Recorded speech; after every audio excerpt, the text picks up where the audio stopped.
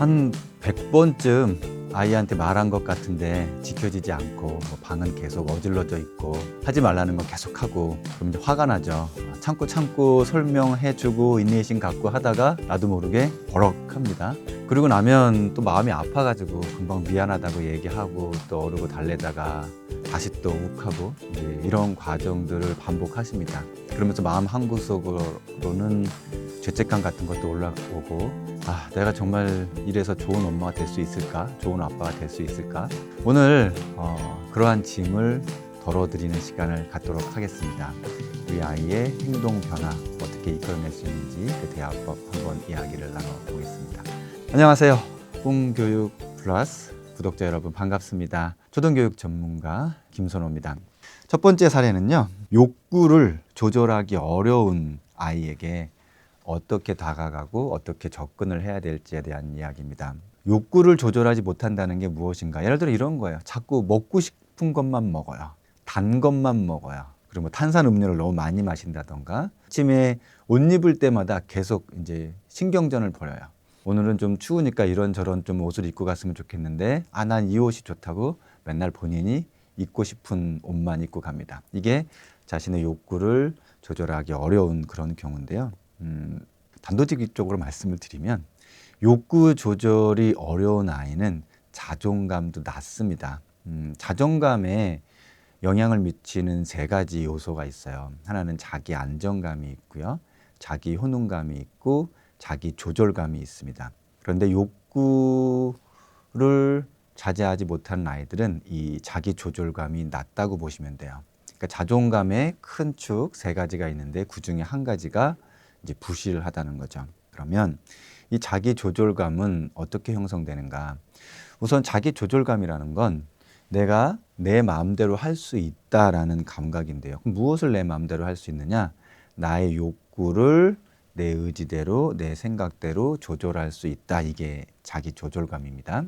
자기 조절감이 낮으면 본인도 모르게 불안해요. 그러니까 이런 거죠. 제가 지금 꿈교육 플러스에 와서 이렇게 강의를 하고 있습니다. 그런데 제가 저의 배변 욕구를 잘 조절하지 못한다고 생각을 해보세요. 이 강의를 하던 도중에 자꾸 화장실도 왔다 갔다 해야 되겠고 좀 난처한 상황이 벌어지겠죠. 이렇듯이 자신의 어떤 뭐 신체적인 욕구든 뭐 심리적인 욕구든 그런 욕구를 조절하지 못한다는 것을 본인이 알고 있으면 마음속 안에 좀 불안감이 내재해 있습니다. 그럼 이러한 욕구 조절감을 처음 형성하는 시기가 언제냐? 보통 3살에서 4살 정도를 봅니다. 그때 어떤 경험이 있냐면 배변 욕구를 처음 조절하는 경험을 갖게 돼요. 그 이전까지는 아이가 그냥 응아하고 싶으면 응아하고 쉬하고 싶으면 쉬하고 그냥 울면 누군가가 와서 그걸 다 치워줍니다. 그래서 내가 나의 배변 욕구를 조절할 필요가 전혀 없어요. 그런데 언제부터 갑자기 이제 엄마나 아빠가 얘기합니다. 응아하고 싶으면 저쪽에 가서 이제 뭐 오리 모양의 뭐 배변통에 가서 응아하는 거야 이렇게 알려줘요. 그래서 그때부터 내가 내 욕구를 조절하는 경험을 하게 됩니다. 이 첫 경험이 무척 중요해요. 이때 또 여기다 이렇게 쌌어? 여기다 이렇게 응아했어? 이거 엄마가 치우려면 얼마나 힘든지 알아? 저쪽으로 가라 그랬잖아. 이런 표현을 듣는 아이와 아이고 그래도 응아하러 저쪽으로 가려고 했네. 괜찮아. 다음에 또 가서 잘하면 돼. 자신의 욕구를 조금씩 조절하려는 그런 모습을 보일 때마다 격려와 도움의 메시지를 받은 아이는 안정적으로 배변의 욕구를 조절하는 경험을 하면서 또 다른 욕구에도 이런 것들이 확대해 나가기 시작합니다. 선생님, 우리 아이는 이미 4살이 지났는데요. 그럼 지금은 어떡하나요? 욕구를 조절하지 못하게 만드는 그러한 환경적 배경들이 있어요. 그런 것들을 좀 없애주시면 돼요. 그래서 첫 번째로 뭐냐면 즉각적으로 욕구를 채워주시는 부모의 그런 환경에서 자란 아이들이 욕구 조절이 어렵습니다. 즉각적으로 욕구를 채워준다. 그게 뭐지? 이런 거예요. 엄마 나 무슨 장난감 사고 싶어. 아빠 나 무슨 권총 장난감 갖고 싶어. 아빠가 그래? 지금 나가자. 가서 아빠가 바로 사줄게. 마트에 가서 골라봐. 이게 즉각적으로 그 욕구를 들어주는 거죠. 이때 기간을 주는 거예요. 아, 그런 장난감을 갖고 싶다고? 그런 장난감이 있니? 없어. 그래, 하나 좀 살 필요 있겠네. 근데 지금은 좀 시간이 없고 한 이틀 정도 자고 이번 주말에 갔다 오자. 욕구를 들어주더라도 일정 기간 기다리는 시간을 주는 거죠. 그럼 아이는 그 기간을 기다리는 경험을 하게 돼요. 그것 자체가 욕구를 조절하는 경험이 되는 겁니다. 자, 그리고 두 번째, 선택의 주도권을 아이에게 많이 주시는 경우가 있어요. 이게 아이가 스스로 자기 주도적으로 뭘 선택해야 된다고 해서 계속 아이한테 물어보고 아이에게 결정권을 주시는 경우가 있는데, 초등 저학년이나 미취학 시기에는 너무 많은 결정권을 주는 게 좋지 않아요. 예를 들어 이런 거예요. 우리 오늘 맛있는 거 먹으러 가자. 뭐 먹으러 갈까? 그럼 나 돈가스, 나 짜장면. 그럼 그래? 그럼 돈가스 먹으러 가자. 그래? 짜장면 먹으러 가자. 매번 외식할 때마다 아이의 선택대로 되면 아이는 계속 자신의 선택대로 해야 된다고 생각해요. 그게 당연한 권리라고 생각합니다. 이게 지나치게 되면 폭군 아이가 되는 겁니다. 모든 선택을 다 자기가 해야 되는 거예요. 엄마도 먹고 싶은 게 있고 아빠도 먹고 싶은 게 있어. 각자의 욕구를 알려주는 거죠. 이번에는 엄마가 먹고 싶은 걸로 가자. 다음에는 우리 딸, 우리 영희, 우리 철수가 먹고 싶은 걸로 가자. 다음에는 아빠가 먹고 싶은 걸로 가자. 이렇게 선택의 순간에도 항상 너의 선택이 아니라 다른 사람의 욕구도 선택 상황에 있다는 걸 알려주는 거죠. 또 다른 하나는 아이들이 무언가 좋아하는 것을 하는 걸 보면 엄마 아빠가 너무 기특해요. 그래서 그걸 계속 쭉 하게 합니다. 예를 들어서 우리 아이가 막 레고 박사야. 그래서 레고를 하나 잡아서 무언가를 만들기 시작하면 그걸 끝낼 때까지 자리에서 안 일어나. 막 2시간이고 3시간이고 막 레고를 조립해. 그럼 엄마가 보기에, 아빠가 보기에 정말 뿌듯하죠. 우리 아이가 이렇게 열심히 무언가를 만드는구나. 그렇게 좋아하는 것을 하더라도 중간에 멈추게 해주는 게 좋습니다. 밥 먹을 시간이야. 밥 먹고 해. 잠깐 쉬었다가 간식 먹고 다시 하자. 이렇게 내가 비록 좋아하는 것일지라도 그 일정 시간이 지나면 그것을 멈추게 하고 그리고 다시 하게 하는 겁니다. 그래서 쉬는 시간이니까 하지 마. 이게 아니고요. 쉬는 시간이니까 간식 먹고 다시 해. 그래서 아이는 다시 할 것이라는 사실을 인지하고 잠시 기다리면서 휴식을 취하는 거죠. 이러한 세 가지 상황과 세 가지 선택 상황에 있어서 그러한 표현들, 그러한 선택권들, 그런 것들을 아이에게 주면 아이가 자연스럽게 4살 이후라도 자신의 욕구를 조절할 수 있는 경험들을 갖게 됩니다. 자, 이제 두 번째 사례로 넘어가 볼게요. 이것 때문에 또 우리 어머님들, 아버님들 너무 힘들어 하시는데요. 뭐냐면 너무 산만해. 우리 아이가 막 내가 보기에도 막 정신이 없고 뭐 어디 가면 막 너무 미안할 지경이야. 막 계속 떠들고 장난치고 막 뛰어다니고. 이런 아이들이 이런 말을 많이 듣죠. 좀 조용히 해. 가만히 있으라니까. 몇 번을 얘기해. 내가 너 때문에 정말 창피해서 죽겠다. 우리가 착각하면 안 될게요. 이렇게 산만한 아이들이 보기에는 되게 자신감이 넘쳐 보이거든요. 근데 실제적으로 심리검사 같은 걸 해보면 자신감이 상당히 낮아요. 그래서 정말 필요한 어떤 도전해야 되는 상황이 오면 주저합니다. 왜냐하면 그런 말을 너무 많이 들었거든요. 나서지 마라, 하지 마라. 조금 전에 말씀드렸듯이 자꾸 멈추게 하고 제어하고 통제적인 그런 용어들을 많이 들었기 때문에 정말 필요한 순간에는 도전을 멈춥니다. 주저합니다. 그러면 뭐가 낮아지냐면 자기 효능감이 낮아져요. 자기 효능감은 난 그래도 좀 쓸모 있네 라고 생각하는 게 자기 효능감이에요. 근데 막상 정말 도전하고 성취해야 되는 순간에 주저하게 되기 때문에 성취도가 낮아지겠죠. 그럼 자기 효능감이 낮아지죠. 자기 효능감이 낮아지면 어떻게 돼요? 또 자존감이 낮아지는 방향으로 가는 거예요. 이제 산만함에 대한 걸 시선을 이렇게 바꾸셔야 돼요. 이 아이는 에너지가 너무 많구나. 에너지가 넘치는구나. 그래서 이 에너지를 좀 다 활용할 수 있는 환경과 공간을 만들어줘야 됩니다. 그냥 가장 쉬운 게 운동이에요. 이런 아이들은 매일 운동하는 시간을 갖게 해 주셔야 돼요. 어느 정도로 하냐면 약간 몸이 좀 덥다라고 느낄 정도로 한겨울에도, 그리고 약간 좀 땀이 난다 할 정도로의 운동을 매일 하게 하는 게 좋습니다. 보통 1시간 이상 정도 되는데 축구, 농구 같이 뛰면서 또 동시에 규칙이 있는 게 좋아요. 뭐 혼자 달리기를 한다거나 혼자 줄넘기를 한다거나 이거는 별로 좋지 않습니다. 운동을 하는데 팀으로 같이 하면서 규칙이 있는 운동, 그러면서 약간 좀 격렬한 것, 자신의 에너지를 소진하면서도 동시에 규칙을 지켜야 돼요. 이러한 방향을 갖게 해야 이 아이가 자신의 내적인 그 산만한 에너지를 이제 다 소진하게 되는 겁니다. 이렇게 뭐 태권도든 뭐 또 다른 뭐 유도든 그리고 뭐 축구든 농구든 이런 과정을 거치면서 성취감이 올라가게 되면 이 아이들이 고학년이 되어서 이 산만한 에너지가 집중의 에너지로 바뀌어요. 그리고 결국엔 진득하게 앉아서 학습력이 상당히 높아지는 경우를 보게 돼요. 실제로 저학년 때 매일같이 뭐 축구 방과후 하면서 하루에 1시간씩 이렇게 경기도 하고 또 학교 대표로 축구 대회도 나가고 지역 대회도 나가고 했던 아이들이 이제 고학년이 되면서 학습에도 의욕을 보이는 실제 사례들이 많아요. 그럼 이 아이는 이제 축구도 잘하고 운동도 잘하는데 공부도 잘하는 이제 그런 아이가 되는 거죠. 산만한 아이에서 이제 상당히 여러 가지를 두루 잘하게 되는 그런 인기 있는 아이로 성장하게 되는 겁니다. 근데 이런 경우가 있죠. 지금 운동하는 시간이 아니야. 이제 공공장소에 갔어. 아니면 뭐 어떤 종교 활동을 하러 같이 갔는데 아이가 막 뛰려고 그러고 장난하고 막 그런 부산하게 합니다. 이때는 어떤 말을 하기보단 옆에 가서 그냥 손을 지그시 잡아주세요.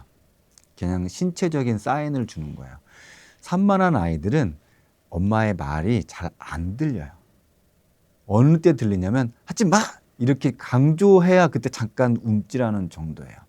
하지만 신체 접촉은 직접적인 대화의 효과보다 더 높아요. 그래서 옆에 바짝 붙어서 손을 잡고 잠깐 지그시 눌러주는 정도로 약간 압박을 주는 게 좋아요. 그럼 그게 아이에게 그대로 쑥 직접적으로 전달이 됩니다. 그러면서 잠시 조용히 있게 하고 가만히 있게 하고 그래도 멈춰주지 않는다. 그러면 막 이렇게 당황하시지 말고 그냥 아이를 데리고 그 자리에서 잠시 나와 계시는 거예요. 그리고 잠깐 바깥에서 좀 뛰게 하고 다시 손을 잡고 들어가는 그런 방향으로 하시면 좋습니다. 이번 이야기는요. 스마트폰 사용 관리가 필요할 때예요. 보통 두 가지 관점이 있어요. 하나는 중독에 대한 관점이 있고요. 하나는 스마트폰 사용에 관련된 안전에 관한 관점이 있어요. 우선 중독에 대한 관점부터 말씀을 드릴게요. 아이의 뇌가 성장하기까지 보통 이제 뇌과학자들은 뇌가 이제 안정화되고 이제 활성화되고 세팅되기까지 시간을 10년이라고 봐요. 10년 동안 이 뇌는 계속 계산을 하고 있어요. 남은 살아가는 기간 동안 이 뇌는 어느 정도 크기에, 그러니까 여기서 크기라는 건 메모리를 얘기합니다. 얼마만큼의 그냥 컴퓨터 CPU라고 생각하시면 돼요. 얼마만큼의 용량을 갖추는 게 좋을까? 그리고 이제 얼마만큼의 속도감이 있으면 좋을까? 이제 처리 속도죠. 용량과 처리 속도에 대한 계산을 10년 정도 해요. 그 10년 정도 살아온 환경과 경험을 바탕으로 이 정도의 뇌의 용량과 이 정도의 처리 속도가 있으면 앞으로 계속 살아갈 수 있겠구나. 그래서 필요한 만큼만 세팅하게 되어 있어요. 그게 그러한 과정이 10년입니다. 근데 이때 이 과정 중에 스마트폰에 과다 노출돼서 중독이 되는 아이, 특히 나이가 어릴수록 중독될 가능성이 높죠. 그러면 뇌는 어떻게 계산하냐면 뇌의 용량을 굳이 크게 할 필요가 없어요. 스마트폰에서 바로바로 다 찾을 수 있고 생각할 필요도 없고 모든 정보를 얻을 수 있기 때문에, 그리고 속도감을 빠르게 할 필요도 없어요. 속도감이라는 건 어떤 사고를 하려면 사고를 하기 위한 속도가 필요한데 이렇게도 이런 관점으로 봤다가 저런 관점으로 봤다가 이렇게 계속 무언가를 찾아나가는 그런 속도감이 필요한데 스마트폰에 중독됐을 땐 그런 속도감이 필요가 없어요. 즉각적으로 계속 보여주고 나는 생각을 하지 않고 그냥 스마트폰에서 보여주는 영상의 흐름들에 따라가면 되기 때문이에요. 우리 아이가 스마트폰 중독이 되지 않게 어떻게 관리를 해야 될까요? 보통은 아이들이랑 약속을 하죠. 나 스마트폰 사줘. 그러면 너 하루에 1시간만 해야 돼. 하루에 30분만 해야 돼 하고 약속을 하고 해야 돼요. 이거 의미 없어요. 그냥 3주면 다 무너져요. 그냥 한 번에 3시간씩 앉아서 스마트폰을 하게 되거든요. 그래서 저는 유일한 방법이라고 말씀을 드려요. 그게 뭐냐? 저학년 때는 스마트폰 안 돼요. 그리고 넓게 보면 10살, 12살 정도까지 초등학교 6학년까지는 스마트폰을 사주지 않는 게 스마트폰에 중독되지 않고 우리 아이가 적합한 그러한 용량과 속도감을 가진 뇌로 세팅을 될 수 있어요. 그 전에 오히려 다양한 체험과 노작 활동, 손으로 하는 활동, 책을 읽는 활동, 그런 활동을 통해서 뇌에게 자꾸 자극을 주면서 뇌를 적정한 크기로 세팅하는 게 좋아요. 그래서 중독이 되지 않게 하려면 초등학교 기간 동안은 스마트폰을 사용하지 않게 하는 게 좋다. 어쩔 수 없이 사주더라도 이제 인터넷 연결되지 않는 그러한 제한된 프로그램들이 있어요. 그런 타임 설정하는 것들, 그런 것들 꼭 설정하시고요. 1, 2학년은 무조건 사주지 마세요. 방법이 없습니다. 그럼 이제 안전 차원입니다. 스마트폰 때문에 아이들의 안전이 엄청나게 무너지고 있어요. 폭력에 대한 거예요. 아이들이 단체 카톡방 많이 만들거든요. 카톡방에서 뭐 대화를 하다가 크크라고 나오는 것을 보면 꼭 확인하세요. 대부분의 어떤 한 학생을 대해서 안 좋게 이야기하거나 비방하거나 그런 경우에 자기도 모르게 그냥 크크나 응응 정도 해놔요. 직접적으로 욕을 하지 않았어도 그냥 크크한 것만으로도 집단 따돌림의 가해자가 돼서 학폭의 가해자로 올라가요. 그래서 그런 걸 남기지 않게 하는 게 좋아요. 그럼 아무 말도 안 하고 있으면 되냐? 아무 말도 안 하고 있어도 가해자로 가요. 왜냐면 방관자적인 입장이 됐다고 해서. 그래서 이렇게 친구한테 욕하는 건 안 좋은 거잖아. 그런 메시지를 남겨놓으라고 하셔야 돼요. 그래야 가해자의 명단에서 빠져요. 근데 이제 아이들 입장에서 분위기가 그렇게 돌아가는데 나 혼자 반대로 얘기하면 좀 겁도 나고 무서워서 그렇게 말을 못하거나 못 남기는 경우가 있어요. 그러면 채팅방에서 빨리 나오고 바로 선생님께 다음날 알리거나 해야 된다고 해야 돼요. 그래야 그 아이는 가해자의 위치가 안 돼요. 그리고 스마트폰을 수시로 점검하셔야 됩니다. 개인 프라이버시가 있는데 왜 내 걸 보냐고 이야기하는 경우가 있어요. 아이가 누군가를 만나러 가거나 누구 집에 초대받아서 가거나 할 때 항상 부모의 허락을 받고 가죠. 스마트폰도 마찬가지예요. 어떤 SNS에서 누군가와 채팅을 하거나 누군가를 만나는 상황들 다 미리미리 사전에 허락을 받고 해야 되는 일들이에요. 이건 프라이버시 문제가 아니에요. 그래서 매번 확인을 할 수 없기 때문에 엄마가 아빠가 중간중간에 이렇게 보는 거야. 그러니까 사후 결제인 거죠. 사후 결제하는 거야. 이렇게 이야기해주고 꼭 점검을 하셔야 됩니다.